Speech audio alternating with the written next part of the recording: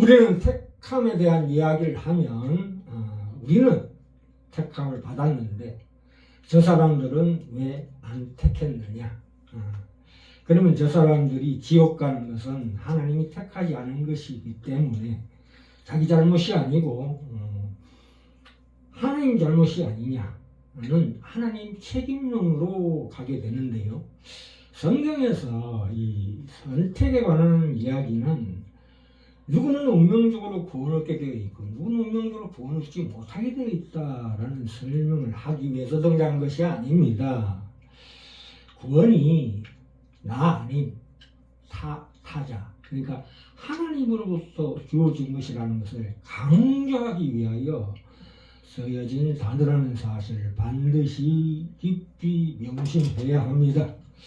로마서 8장 28, 29, 30절에 보시면 29절에 하나님이 미리 아신 자들로라고 합니다. 미리 아신 자들로, 이게 예지죠. 베드로전서 1장 2절에도 하나님 미리 아심을 따라 택하심을 입은 자들 이렇게 말씀하고 있습니다. 예지가 미래를 예측하는 단순히 세상적인 예언, 앞날을 내다보는 능력이 아니라 앞날이 그렇게 될 수밖에 없도록 하는 그 조건과 모든 이유와 계획, 그리고 일어나도록 하는 하나님의 능력을 말하는 것입니다. 계시의 의미와 거의 비슷하다고 보시면 됩니다. 그리고 미리 정하셨으니 나옵니다. 예정입니다. 예정. 예정이라는 단어는 불신자들이 아닙니다. 불신자들에 해당되는 얘기가 아니고 신자들에게만 사용된 것입니다. 그래서 에베소서 1장 4절에 보시면 5절에 보시면 우리를 예정하사 예수 그리스도로 말미암아 자기의 아들들이 되게 하셨나니, 그리고 1장 11절에 모든 일을 그 마음의 원대로 역사하시는 자의 뜻을 따라 우리가 예정을 입어 그 안에서 기업이 되었으니 이렇게 말씀하고 있습니다. 기업이 되기 위한 특별한 하나님의 일과 사역을 위해서 택함과 부르심이 있는 것이다, 이렇게 이해하셔야 합니다. 그리고 로마서 9장에 가시면 30절에 보시면 미리 정하신 그들을 또한 부르시고라고 합니다. 부르시고 8장 30절에 부르시고 이렇게 나옵니다. 이 부르심이라는 것은 봅시다. 9장에 그 내용이 나옵니다. 그 해석이 나오는데 로마서 8장 30절에 나오는 부르시고라는 말씀이 뭐냐 하면은 로마서 9장 11절에 그 자식들이 아직 나지도 아니하고 무슨 선이나 악을 행하지도 아니한 때에라고 얘기하고 있습니다.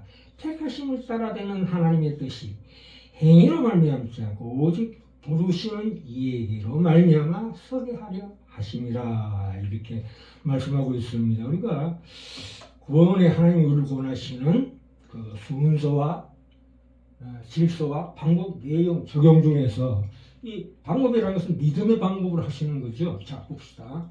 그 순서에 있어서 이 예지, 예정, 소명이 있습니다. 이게 부르심이거든요.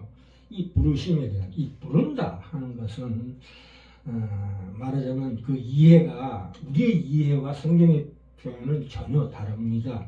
부른다고 하면 우리는 이미 존재하는 것에서 부른다, 이렇게 이해하고 있습니다. 물론 그런 경우도 있죠.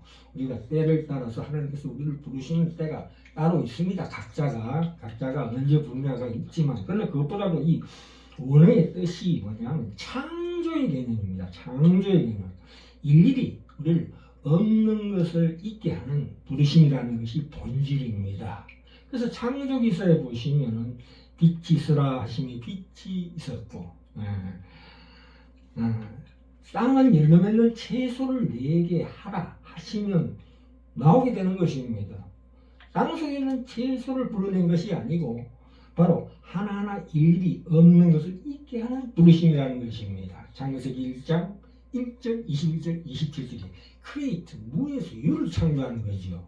나머지는 있는 것에서 배를 벗겨낸다거나 하는 것이 많습니다만은, 다시입니다. 없는 것을 있는 것까지 부르시는 하나님이 우리를 권위 있게 하셨고 그의 자녀로 불러내시는 것이다. 이렇게 반드시 이해하셔야 합니다. 로마서 9장 13절에 보시면 그러면 왜 하나님은 이삭은 택하고 야곱을 택하셨는가? 이 택하심이라는 것은 다시 한번 말씀드립니다. 존재하는 것 중에 고르는 것이 아니고 하나님이 정하신 것으로서 내가 자녀로 삼으려고 하는 인물을 내가 이런 인물을 만들리라. 그래서 만들어낸 것입니다. 즉 야곱이 그래서 생긴 것입니다. 그 11절에 나오죠. 상반절에 뭐라고 나옵니까? 그 자식들이 아직 나지도 아니하고 무슨 손이나 악을 행치 아니하는 때에 라고 분명히 말씀하고 있습니다. 하나님의 주권, 하나님의 목적을 위하여라는 뜻입니다. 그러니까 바로 여기에 하나님의 부르심, 창조의 개념 그 안에 택하심의 그 긴 계획과 과정이 있는 것을 우리가 성경 말씀을 통해서 보게 됩니다. 우리가 아브라함을 믿음의 조상이라고 하는 것은 그가 믿음을 가진 최초의 인물이었다는 뜻이 결코 아닙니다. 그건 무슨 얘기냐면 하나님이 어떤 행위의 법칙, 인과율, 그러니까 원인과 결과의 법칙이 아닌 순수하게 은혜의 법칙으로 하나님께서 자녀 삼은 공식적으로 첫 번째 인물이라는 뜻입니다. 자, 여기서 결론입니다. 신자들의 구원에 있어서 이 예정론이 도입된 이유는 하나님의 일방적인 절대 주권만으로서가 아니라 어떻게 인간의 자유의지와 조화시키는가를 성경이 가르치고 있습니다. 이 예정론의 이유가 무엇입니까? 빌립보서 2장 13절에 나오지요. 하나님의 절대 주권과 우리 자유의지가 완벽하게 조화되는 말씀이 나옵니다. 너희 안에서 행하시는 하나님이시니 자기 기쁘신 뜻을 위하여 너희도 소원을 두어 행하게 하시나니 인간의 자유의지와 절대 주권이 이렇게 조화를 이루는 완벽한 하모니를 두고 있다 이런 뜻입니다. 자, 우리가 다시 한번 강조합니다. 사도행전을 보시면 전부 그렇게 나옵니다. 영생을 주시기로 작정된 자는 다 믿더라. 최초의 구원에 있어서는 누구나입니다. 누구나. 물론 많은 구원설은 아닙니다만은 구원을 얻게 하는 데에는 누구나에게 열려 있다. 이렇게 이해하셔야 합니다. 구원을 전하고 있는 복음의 사역자된 바울이나 베드로, 요한에게는 예정론이 도입되고 있지만 이 도를 받고 구원을 얻어야 하는 대상들에게는 도입된 적이 없다는 것을 분명히 해줄 필요가 있습니다. 불신자를 향한 모든 구원에 관한 설교와 전례는 딱 한 가지밖에 없어요. 회개하고 예수를 믿으라입니다.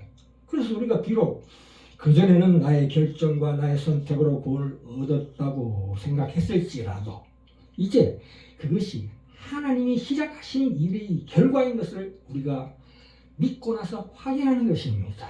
그래서 오늘 제목이 택함과 부르심, 그 의미와 내용에 대해서 함께 은혜 받았습니다.